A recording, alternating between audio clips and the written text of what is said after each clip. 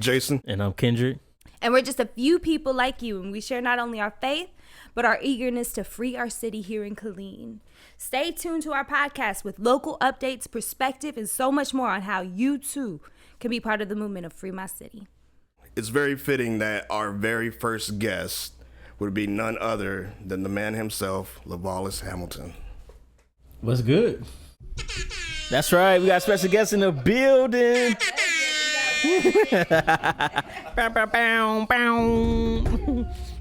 What's up, man? How you feeling? I'm doing good, man. I'm doing good. Just excited to be here, man. Excited to be here. We're excited to have you here. Yeah. So what we getting into today? Man, I think let's just start by this. Like, tell us and all who are listening, what is Free My City? So Free My City is a movement that took place, started in 2017, I want to believe. And it's pretty much the place where faith, music, and community collides. So what we want to do with the Free My City movement is use faith, music, and community to help liberate the minds of people and help mobilize individuals into getting involved in their community. So awesome. That's powerful. So what made you want to start Free My City here in Killeen?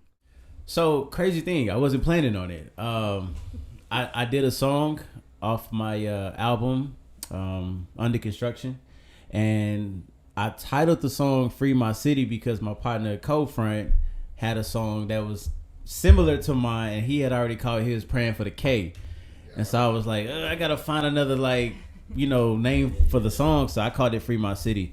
And I did the song, did the video. At that time, the climate of the community was a little dark because we had some killings, and I remember a bunch of local rappers had put out a cypher video, and the police department had got a hold to it, and there was some tension between some officers and the police department surrounding the case with Marvin Guy and the no knock and all of that, and some lyrics that kind of triggered some things for the police officers, and it kind of started this divide and this conversation. And I ended up dropping my video like kind of right in between all of that, sitting in Houston, and I dropped the video, and I guess it was just good timing and God's hand being on it because it picked up a lot of speed and people was rocking with it. News media reached out to me, KDH reached out to me. I got an opportunity to explain the message behind the song, and then that eventually turned into PD reaching out to me and thanking me for that song and wanted to have further conversations concerning the issues that they were having, and it turned into a movement on its own. So I was like, God, what do you want me to do with this platform? What do you want me to do with this opportunity? And so I sat back on it, prayed on it, and I was like, well, I'm gonna get t-shirts, Free My City t-shirts. I literally designed it sitting in my house on this, I don't even know what kind of app I used. It was some basic. And I just did the design, picked it, and I was like, yo, I need to get this on a t-shirt. Did that, people started getting the t-shirts, and we went from there. I went and sat down with a couple of you guys and some more friends, and I was like, hey, this is what I feel like God put on my heart to do, like y'all in, and they was like, yeah, and we just started moving from there. Man, that's powerful. That is so powerful. The impact of music. Yeah. And the fun fact is that, he called a meeting at the Killeen Mall, right? You call us all, it was like 20, 30 of us. Yeah. This was like a week after there was that riot in the Killeen Mall. Right. So you have this group of dudes, looking like us, although we're all Christian, but you see us and you automatically profile like, oh no, here comes another riot. But that's how it started. But with Bibles in their hand. Yeah, that was, I remember that. That was pretty interesting because I remember starting out and I was telling, like you mentioned, there was about 30 something of us. Yeah. And I remember saying, I was like, this is not something that we're doing that's going to be emotional and reactionary, but this is something that we want to establish long term. Yeah. And I remember saying to the guys, I was like, we start big, but as we start getting into the actual work, it's going to shrink. Yeah. And we saw that happen, know. But we've been staying strong throughout this whole, I think we're in our third or fourth year. So we still moving. That's the plan. Keep on moving. Exactly. Keep on moving. Put some auto-tune on that. You know what I'm saying? Please don't. We don't have budget for that. Right now, for those of you listening, we have these ad-lib I can't even talk this morning. My coffee ain't hidden. But we had these ad-lib sounds coming from a phone. You know, we ain't there yet. DJ Kendrick. Yeah. So if you want to donate, I mean, Link in the bio. But nah, I think this is powerful in letting the community know, like, what Free My City is and how it impacted you to impact the community and everyone that you meet. Like, if y'all know Levallois, y'all know that this man is just walking with his purpose, and he keeps that on the forefront of his mind at all times. And so I think it's important to acknowledge that although, you know, this was something sitting in your heart, like, your impact impacts the community on so many different levels, you know? And I think I was going back to something that you said as far as, like, we are walking in this mall with these Bibles in our hands, you know, looking like we looking, you know what I'm saying? And so that makes me think, like, as far as Free My City, a lot of us behind this movement are Christian individuals, and, like, that's no secret. But what about people that don't subscribe to our Christianity? Like, can they be a part of this movement as well? Yeah, so definitely. And when we talk about the three legs of the movement, the faith, music, and community, faith obviously is the first one, because that's the inception of how this thing got started. The song Free My City started out as a declaration, you know, praying, like, free my city. It was the same metaphor as Moses saying to the Pharaoh, let my people go. It was the same thing. So faith is the foundation of what we do. What that looks like in the movement is pretty much all of our content that we put out, our worldview has a biblical perspective. So we're not going to put anything out or do anything that's going to conflict with what the Bible subscribes to. Now, when we talk about people being involved that may not share the exact same faith, that's not an issue. And the reason why that's not an issue is because Free My City is not a church. We're not having church. You know, it has faith is the foundation. You know, that's where our convictions lie, and, you know, we reflect on that once we decide how we want to move or what we want to do. Like, for instance, you know, the Bible talks about taking care of those that are weak, defending those that are weak. You know, so when we talk about defending those that are weak, what does that look like in our day and time? That looks like social injustice. People that can't fight for themselves, people that don't have a voice, you know, economically. So it's not just spirituality as we know in the church setting. So when we talk about people being involved, well, yeah, if you agree that social injustice is a priority in your community, then I don't care what faith you come from, that's what we agree on. So we can work together. So because of that, you know, we have people that work with us. I mean, we're great friends and have a brotherhood, you know, with the Islamic community, you know, and, you know, I respect what they do. They respect what we do. And I remember the first time sitting down with them, you know, it was different at first because I think for them too, it was like, we don't normally subscribe to, you know, the Christianity, and we don't have the same beliefs. And it as far as, like, I ain't gonna go into details on that, but we don't always subscribe and agree on every single thing about the Bible, right? So you had that, but once we sat down and said, you know what I love about the Muslim community is you guys are very big on reaching out to the brothers in the neighborhood. Y'all are very big on mentorship. Y'all very big on structure, very big on speaking out and applying pressure and not being afraid to say what needs to be said. Like, they don't play that political game. I respect that. You know, and so I was like, those are people we can come together and we can better our community. And so yeah, if you don't subscribe to the faith of Christianity, that's not a turnoff necessarily. Because we're coming together on our common goals. And so Free My City is, again, it's not a church setting, but our foundation and the morality of the organization has a biblical worldview. So whatever we do is just going to kind of stem from that. Absolutely. I think, like, it ain't nothing to be a change. Like, it ain't a thing to be a change. I'll drop some bars on y'all. But, ooh, yay. But believe it or not, we share at least one thing in common. We're all citizens here in Killeen. Like, we drive on the same streets. We probably shop at the same H-E-B or Walmart. So at the end of the day, what my faith entails or what our faith entails doesn't have to be the same. But it's a question that I encourage everyone to ask themselves. You know, what side of humanity do you want to be on? You know? And I would hope that our answers are the same there. Yeah. You know, I hope we both want to be on the right side of humanity. Yeah. And that ain't faith-based. That's humanity-based. Yeah, I mean, that's dope because we're exclusive in our faith, but we're inclusive when it comes to community and people wanting to rock with Free My City and just be hand in hand and talking to people out there and helping the community and seeing change regardless of what other people believe. But that's our core belief as far as like people, humanity. You know, I agree with that. Absolutely. Yeah, I like that. Boy, y'all dropping bars out here. I'm telling you, get me in the booth ASAP. I mean, I think what's dope is that when we talk about like community and Free My City and what that means and everything, one of the first things that come to mind to me is what sort of city that we live in, and we're very diverse because we're right next to Fort Hood, and so we're a military town, and that makes me think like a lot of people look at Killeen as this black hole that they don't want to be in, that they want to hurry up and get out of.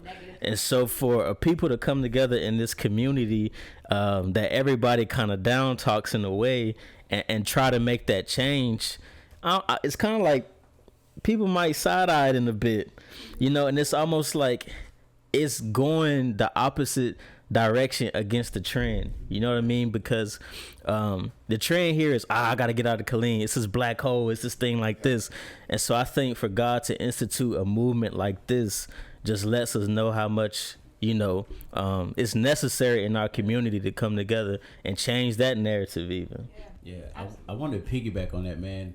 So, because we're talking about like the faith portion of Free My City, and I always think back on what Jesus had told the disciples before he ascended and how he told them to start in Jerusalem first and then go out into, you know, Judea and all of that. But Jerusalem was the home place. Right, yeah. So it's like, before you go out all into the world, you know, spreading the good news and the gospel and everything that you've seen, I need you to start in the home place first. Yeah. And so what happens is we get a lot of people that, like you say, they have that narrative of, I got to get out of Killeen, because for some reason we think, and I used to think the same way when I was in high school, that if you don't graduate and get out the city, you're going to fail. Yeah. Like if you're still here in Killeen, it's because you ain't doing something with your life. You ain't making no money. You ain't got no good job. You failing at life. Right. But as you mature, and like you talked to earlier, when you kind of connect more so with purpose, knowing what your purpose is and knowing how valuable you are as an individual and what you can bring to your community, it changes that narrative for you. Yeah. And so instead of looking at your community going, well, if I'm still here, it's because I'm failing. Well, here's the thing. If everybody that you graduate with leaves the city and they all go somewhere else and you're still here, that means there's more opportunities for you. That's true. Everybody else is going, less competition. I ain't got to compete with you. If the valedictorian is going, great. Yes. No competition. Get the manager job. Right. But it's like, you know, it's all about perspective. And I had that challenge because when I graduated high school, I didn't immediately go straight into college. I didn't, you know, and it wasn't that I didn't have the ability or I didn't even have the desire, honestly. I had this feeling like there's something I need to do here. Like there's some type of work I need to do here. Yeah. You know, those that know my story know I left my parents' house at 16. Like I was on my own since 16. So pushing myself to graduate was like a success story for me. But that narrative of if you're still here, you feel like a failure. Like I went through that whole stage, but then I started to realize, man, listen, I have a talent. I got to give. People listen to me. Yeah. I need to use that to better this community. You know, what's the purpose of just saying, oh man, Killeen is trash. It's violent. It's this, it's that. And then you leave and go somewhere else that's nice and leave your community that groomed you, taught you, gave you opportunities, and go benefit another community and down the one you just came from. Right. That's not cool. You know, take what you learn and come back here and build your community up and be a part of the solution. So that's true. That's true. Because you know my story. I came from Killeen. Yeah. I left for a very long time. And I felt like for me, it was pertinent for me to leave. Yeah. Because it's so easy to get stuck in that black hole. And speaking on the other side of perspective, like, I had to take myself out and put myself in a better situation.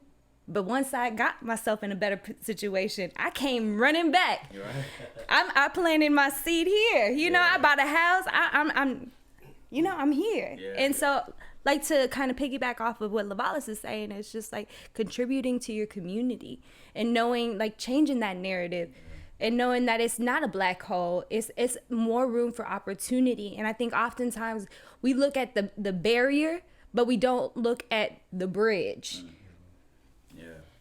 And also that makes me think too, barriers and bridges, is that Fremont City is not just something that we're trying to necessarily target, like only violence, because there's people out there that could be in the suburban communities that could be battling depression or something like that. So speak on, I know your song came from a place where at the time it was a dark cloud over Killeen, but just kind of speak on more to Fremont City than just trying to maybe target crime in some of those rougher areas of the city. Yeah, so when we talk about community, that encompasses economics, that encompasses politics, that encompasses education, it encompasses the whole community as a whole. So it's a big, complex subject matter. So with Fremont City, we don't just want to just highlight the crime and be like, hey, the whole purpose of this movement is to show you we have crime in Killeen and it's very bad. No, it's like we right. Oh man, you should have hit the little thing right there. But no, we want to educate people to not just be aware that there's crime and all that. Like we know that. But let's talk about conflict resolution. Let's talk about how we resolve. Let's talk about what do we do about the condition that we see our community in. And I always tell people the first thing to do is to educate yourself. We spend a lot of time on social media, spend a lot of time having conversations on the phones with people, spend a lot of time looking up, knowing what all the celebrities are doing, what's the latest trend, studying algorithms on Facebook and all that, but don't know jack squat about what's going on in our community. And when it comes time to vote, you have so many people that don't vote because they're not educated on why it's important or who's running. And so when we talk about practical ways that you can be involved in your community, you may not be an activist. Everybody's not called to be an activist. But what you can do is be an educated citizen and educate yourself on how your local government works, who the city officials are, when the council meetings are, and just educate yourself. Be an educated voter. So I think that alongside of the violence and us trying to partner with other organizations and do things that help decrease that and bring awareness to that, we also want to touch on other subjects that are important in our community. And getting involved is a big one, a very huge one. I believe we had the last election that we went through, we had, and it was in the paper. You guys, y'all might have to fact check me on this one, but Killeen has over about 50,000 people, and we had less than 2,000 people that voted. Yep. And I was like, that's embarrassing. Yes. That's embarrassing. So that just goes to show us the lack of engagement in our community. Yes, there's crime, but we have just as a big of an issue when it comes to engagement. So that's an important component that we want to drive as Fremont City, is encourage people to go to these council meetings. Find out what district you live in and who your council representative is for that district, and talk to them about things that you're concerned about. They work for you. Yeah. Right. So at the top of the organizational structure, you got the citizens of Killeen and then everybody else. City council, city manager, city staff, all of that falls under the city of Killeen, the citizens. So you guys are the ones with the power. So yeah, answer your question. Those are things we want to hop into. Education, the politics, domestic violence, all those things. Anything that encompasses what's relevant in our community are things that we want to try to tackle and address. No, absolutely. You touched on a very good topic here when it comes to voting and education. Yeah. And, oftentimes, especially in Killeen, that education is not so readily available.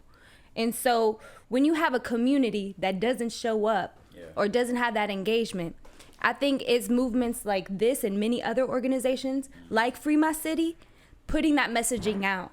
Because the word starts on the street before it starts in a boardroom. Right. And so there's power in community, and there's power of being a citizen here in Killeen.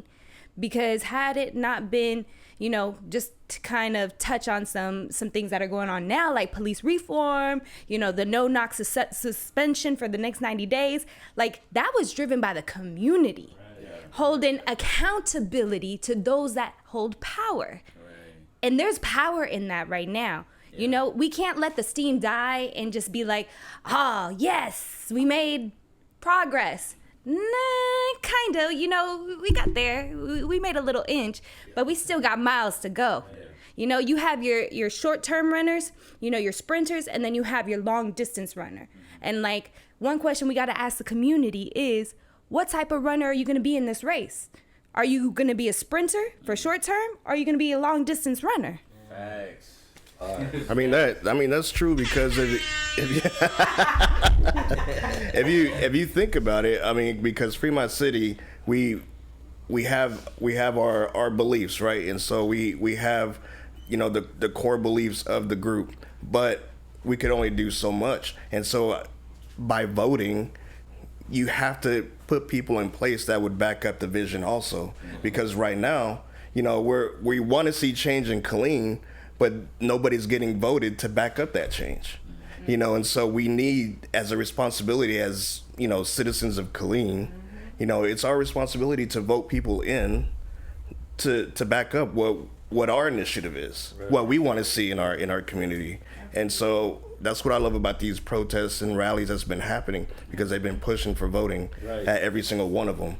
So that way you could go out there, be a responsible citizen and say this is injustice, but there's more than just rallies. What I'm saying? You got to go a little bit beyond that. You got to know your city. You got to know your government. Yeah, absolutely. It's beyond just a hashtag and some cute pictures that, holding up the sign. Like, it goes beyond that. It's how you align yourself personally. When we talk about, like, politics and society, right, it's two different things. Like, those people, I hate saying that those people, but people in political positions, they are two different people, right? They have to come with, like, I guess, like, an implicit bias, but come on now. Yeah, it's politics. It's one thing, and I feel like, especially people in the black community, you always hear, man, I'm not gonna vote because my vote don't count anyway. Like, it ain't gonna change nothing, And I used to believe that way. Yeah, so it's and then I've talked to some people, and when I ask them about voting, their response is, I'm not really into politics. So they associate voting and being educated on your community with politics. And I think that's a narrative that needs to change. Just because you're educated and you know what's going on in your community, and you're voting, doesn't necessarily mean that you're involved and submerged in politics. That's a whole nother world view and experience. And I always tell people, man, politics is everywhere. Politics is not just in local government. Politics is on your job. There's office politics. There's politics in the church. There's politics there. There's politics in the hood too. Like, that's another podcast. we all do it. It's just in local government it's highlighted more. And I look at it like politics is nothing but a smoke screen. It's really what it is. It's a smoke screen, and it's subjective to who you're talking to.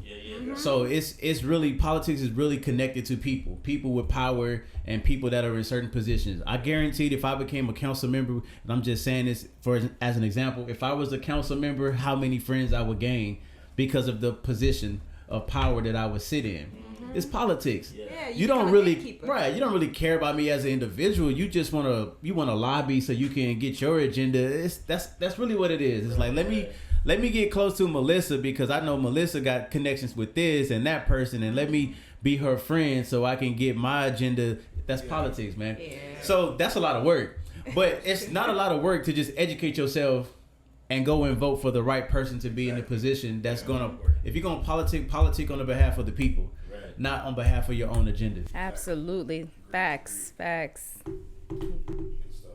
No, definitely. I think that, overall, the educational piece is so important to free my city. Yeah. And I think with the kind of enlightenment that's happening within our community, like, it's so important to come together as a community. And I think that's the basis of what Free My City is to lead those initiatives on the ground, on the streets. Because once again, decisions are not based off of the people that are in the boardroom. It's the people that are driving through these streets, W.S. Young, Tremere, so on, Rancier. And, I think there's a lack of representation in regards to the people. Yeah. Not in regards to, because we have a very diverse city council. Let's just point that out there. But it's not diverse in view, because when we talk about police reform, which is great that it's happening right now, but how long has that been being pushed? And it took an era of awakening for something like that to be even a topic of conversation. And so when we look at the power of the community just in this short span of time, we got a lot of work to do, Colleen. So, strap up your boots and let's go. Strap them up. Yeah, I think it's dope how you was talking about the number in votes, right? Because you was just saying how much power we have. And so, you think about like a city councilman having to answer to 2,000 people that they can politic with and easily get on their side versus answering to 100,000 people. You know what I'm saying? Like, that's a whole nother world, because you can kind of do what you want if you only got these small amount of people voting. If you got 100,000 concerned citizens, like, hey, you said you was going to do this when you got in office. You know what I mean? So it's... No, that's important. That's what he's saying is very important. Because when you look at what's happening around the world right now with systematic oppression and racism, seeing all the protests and people speaking out, when the people start rising up and uniting together and going to city halls and petitioning for things to change, what that does in politics is it applies pressure. Yeah. Mm-hmm. And what has happened is, if you want people to move and at a certain pace or get things changed, you have to apply political pressure. Because like we said earlier, politics is really a smokescreen, and it's connected to individuals and personalities. Yeah. Mm-hmm. So if you apply pressure to individuals and personalities, the systems change. Yeah. And so that's what we've seen across the world, is that people have been speaking up, people have been protesting. You've seen people protesting all the way in other countries concerning issues that's happening in our country. Yeah. So what that does for our civic leaders is it applies pressure. Why? Because now we're at a time where Black Lives Matter is like, it's trending. Yeah. Mm-hmm. We're putting out statements addressing systematic oppression is trending. And all those things are trending because political pressure has been applied. So it's like, now you have to say something. Like, it's in your face. It's in your face. You can't ignore it. You have to say something. So Colleen can learn from the rest of the world and look at what's happening in the rest of the world and say, man, look what happens when people rise up and use their voices on a consistent basis, all saying the same thing, wanting the same thing, directing it to the same individuals. Look at what happens when we apply pressure. Yeah. They have to hear us. Yes. They have to. You can't ignore 150,000 people. Yeah, you can't. You can't do it.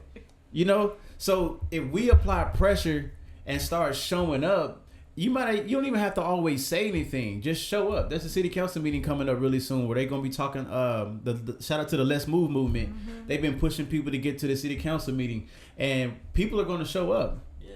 And what that does, it applies pressure, but it also sends a message to our civic leaders that we're serious. Because they can have a conversation with you one-on-one and hear you, but there's a whole lot of things they have to do. But if they hear from everybody and everybody's saying something and everybody is speaking up, they have to move. They got to do something. They got to address it. That's what we need. Absolutely. And also to piggyback off of that too, when we think of politics and we think of, obviously these changes when it comes to social injustice, but what about society injustice? Right. You know, there's obvious and apparent disparities in the areas within Killeen.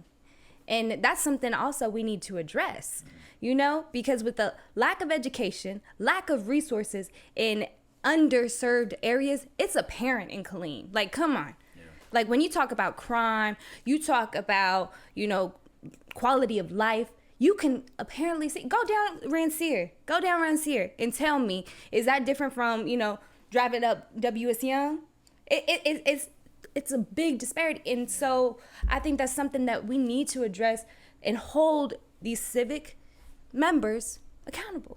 Yeah. And one thing I'll add, I'll let you go. So having had conversations with some of the local leaders here in our community, one thing that I can say, and I'm not just saying this, but one thing I can say is a lot of them, they want to listen.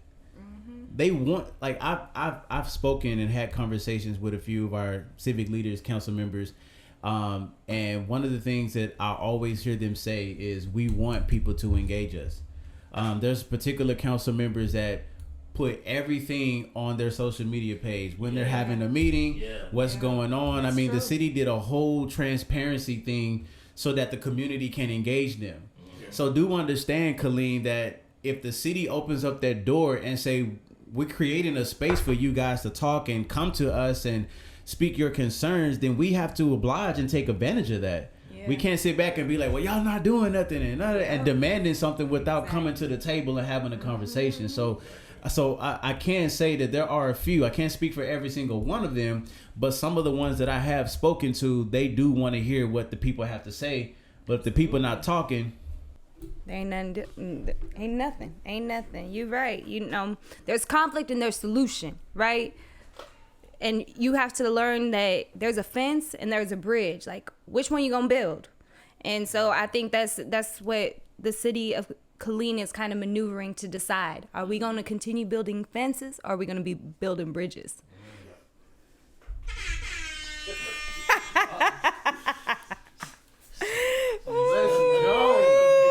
Y'all got me hyped.